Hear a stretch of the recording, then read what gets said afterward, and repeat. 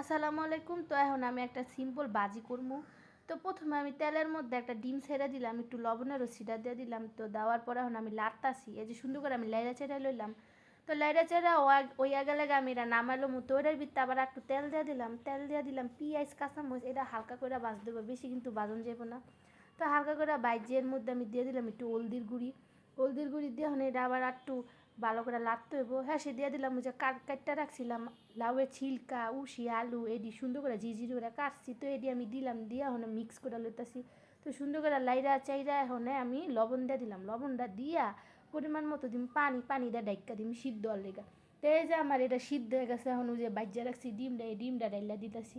তো ডিমটা আমি এনে ডাইলা দিয়ে আবার এটা একটু মিশাইলো সুন্দর করে। তো এই যে লাইরা চাইরা এখন এটা মিশানো শেষ হয়ে গেলে এখন এটার ভিতরে দিয়ে দিব ধইন্যা পাতা দিলে কিন্তু আসলেই মজা লাগে বাজিটা। তো দিয়ে এখন আমি আবার এটারে মিক্স করবো। তো এই যে লাইরা চেড়ে এই যে আমার বাজির ফাইনাল লুক। তো অবশ্যই জানাবেন কেমন হয়েছে আমার বাজিটা।